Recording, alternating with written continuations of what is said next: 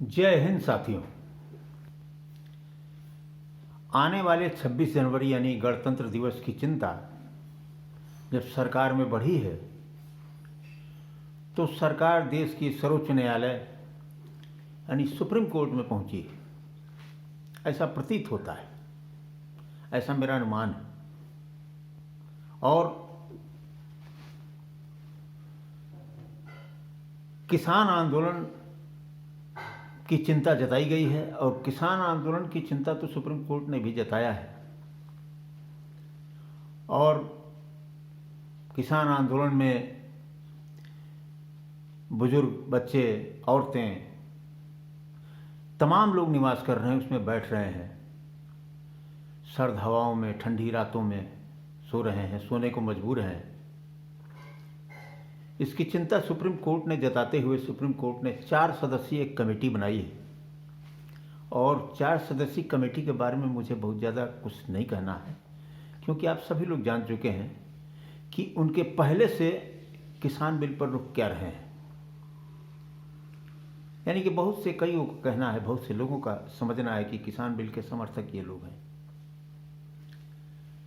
ऐसे में ढाक के 3 पात और किसान आंदोलन अपनी राह पर। अब जिस गणतंत्र की चिंता सरकार ने किया है और 26 जनवरी की चिंता किया है, मैं उस पर अपनी बात रखना चाहता हूं कि गणतंत्र केवल 26 जनवरी को नहीं बोलता है। गणतंत्र केवल बोट क्लब और राष्ट्रपति भवन पर ही नहीं बोलता है। गणतंत्र कहां कहां बोलता है वो हम आपके सामने संक्षिप्त शब्दों में रखना चाहते हैं। गणतंत्र देश की संसद में बोलता है, गणतंत्र देश की विधानसभाओं में बोलता है, और बहुत ज़्यादा परेशानी हुई तो गणतंत्र जो है देश की न्यायालय में बोलता है। और जब गणतंत्र की बात कहीं न चले तो गणतंत्र सड़कों पे बोलता है, गणतंत्र सड़कों पे सोता है, गणतंत्र आंदोलन की शक्ल ले लेता है। लेकिन मैं ये समझना चाहता हूं कि सरकार किस गणतंत्र की चिंता कर रही है। साल के 365वां दिन जो 26 जनवरी के रूप में आता है, या एक गणतंत्र जो दिल्ली की सरहदों पर सर्द हवाओं में, ठंडी रातों में अपने आप को रोके हुए है, क्या उस गणतंत्र की चिंता हो रही है? तो किस गणतंत्र की चिंता हो रही है? जनता के सामने, 130 करोड़ लोगों के सामने।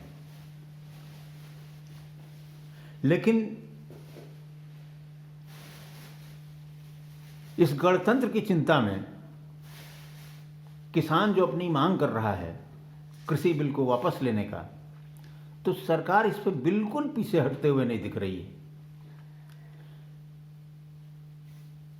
बल्कि सरकार ने एक ऐसी कोशिश किया जिससे कि किसान और न्यायालय आमने सामने हो। लेकिन क्रांतिकारी किसानों ने सूझबूझ का परिचय दिया है और ये बताया है कि हमारी वैचारिक क्रांति सरकार की नीतियों के खिलाफ है और कोई विवाद नहीं है, इसलिए विवाद से संबंध नहीं है, इसलिए न्यायालय की कोई बात नहीं बनती हमारे ऊपर। तो किसानों की इस क्रांतिकारी सोच और कदम का मैं क्रांतिकारी अभिवादन करता हूं कि किसान अपने मुद्दे को ठीक ठाक और आंदोलन को ठीक दिशा में और सरकार की दिशा में लेकर चल रहा है। लेकिन सरकार बिल्कुल पीछे हटने को तैयार नहीं। भी सरकार को तो चुनाव में किसान बनाते हैं, मजदूर बनाते हैं, देश के लोग बनाते हैं, नौजवान बनाते हैं। देश की 130 करोड़ जनता जो है इनका चुनाव करती है और सरकार के पीछे जनता खड़ी होती है। अब किसान खड़ा होता है, लेकिन आज किसान तो सरकार के सामने खड़ा है और सरकार पीछे नहीं हट रही। आखिर सरकार के पीछे कौन खड़ा है? क्या मजबूरी है सरकार की? मैं इसके पीछे भी नहीं जाना चाहता, ये सब आप लोग जानते हैं कि सरकार के पीछे कौन खड़ा है, क्यों सरकार पीछे हट नहीं पा रही है। दूसरी तरफ न हट पाने की दिशा में सरकार न्यायालय में पहुंच जाती है और न्यायालय से जो निकल के आता है वो भी किसानों के आंदोलन के और जनता के सामने है।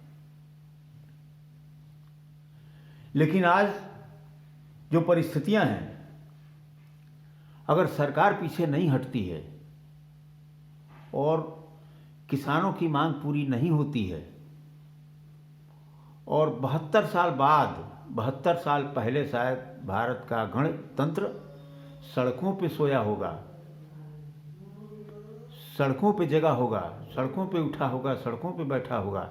72 साल बाद एक ऐसा मौका आया है, एक ऐसा समय सामने लाई है ये सरकार अपनी दूरदर्शी निर्णयों से, जिससे कि फिर से एक बार लोकतंत्र सड़कों पर हो, सर्द ठंडी रातों में, सर्द ठंडी 24 घंटे में।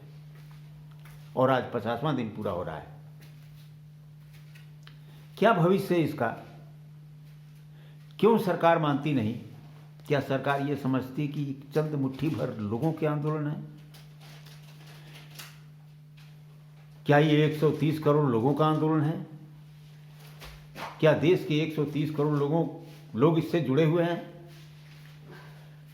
तो हम अनुमान लगाते हैं कि निश्चित रूप से इस देश के 130 करोड़ लोग, चाहे वो बुजुर्ग हों, चाहे वो महिलाएं हों, चाहे वो बच्चे हों, चाहे वो नौजवान हो, चाहे वो शिक्षा जगत हो या कोई भी जगत हो हिंदुस्तान के अंदर का, वो सबके सब आज 50 दिन पूरे होने से पहले ही बहुत पहले से जुड़ चुके हैं इस आंदोलन से। क्यों?